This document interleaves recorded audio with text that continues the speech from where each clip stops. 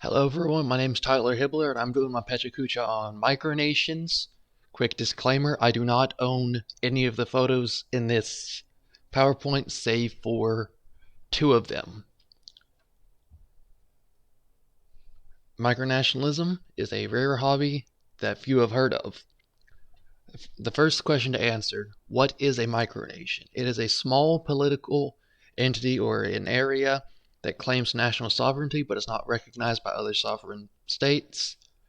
So no diplomatic recognition from other sovereign states other than other micronations at best.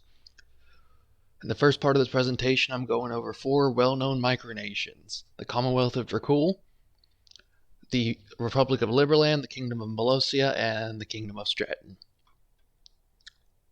I will go into detail on these four in this first part, and then continue on with more information. The Commonwealth of Dracul was established September 25th, 2017. It is located in Houston, Texas. It is a generally well-liked nation. The current president is Stephen Luke, who was inaugurated January 8th, 2022. Here is their flag and a picture of Stephen Luke. The Free Republic of Liberland, established April 13th, 2015, founded by a Czech right libertarian politician and activist, located in a disputed land between Croatia and Serbia. Croatian authorities have blocked access. Republic of Molossia doesn't take itself too seriously. Established in 1977, but reorganized in 1998 as the Kingdom of Molossia, led by Kevin Bog, and claims to be at war with East Germany. It's very eccentric. Kingdom of Stratton, established May 30th, 2019, located in Bedford, Texas, with most of its territory in Sugarland, led by me under the name Vincent Petros. There's plans to build an off-grid community as a permanent city, and I spoke at a convention last year on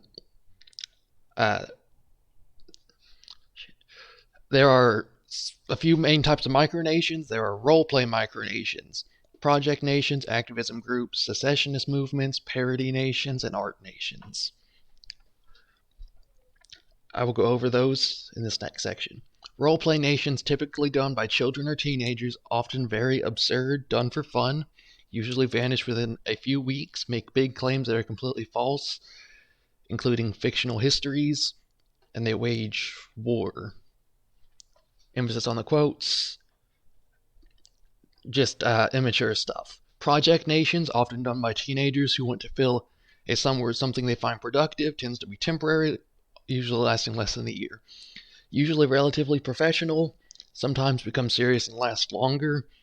Often abandoned due to boredom and will often have money put into it, usually spent on flashy uniforms and decent quality flags. Activism groups, founded in response to social and political issues, often will be very vocal about the issue that led to their founding. Most likely the type of micronation to get the attention of at least the local media. Usually will raise money for a certain cause related to their founding. Secessionist movements, often founded out of disillusionment with society, typically seen as the most serious type of micronation. Usually has actual land owned by leaders and citizens.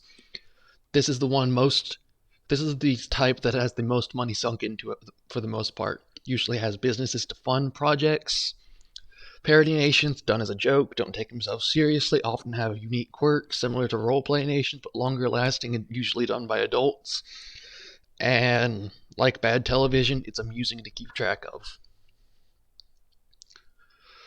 Whew. Art nations often are the most eccentric type. They produce art, whether that's visual, literary, or musical. Unfortunately, the leaders of these are usually pretentious and usually style it as a nation to puff up their already overinflated egos. Sometimes they produce decent art, but mostly they just stir up drama. Now I'm going to go over the steps on starting a micronation, from the earliest concept to branching out. It's a fun hobby, though some take it too seriously. what is your reason for starting this nation? You got to establish that first. What do you hope to accomplish? You can't go any further without first establishing your reasoning. It'll guide the rest of the process, make it a lot smoother.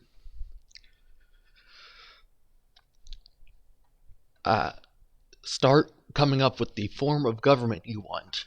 Next, design a flag or have someone else design it. Come up with the name. Make a social media page for this micronation. And network. Get to know other members of the community. Establish mutual recognition with them. And where to go from here. As I was saying, diplomatic recognition between nations, usually mutually recognizing the sovereignty of each other, and just network. If there's conventions you want to go to, there are two major conventions. Microcon is every couple years. It is you have to pay to go there, and you can't address it with video. Micro Summit, it's completely free, and you can send video addresses. For further information, there's an assortment of Facebook groups. There's an Android app that has a detailed map of micronations, and there's a wiki with several articles.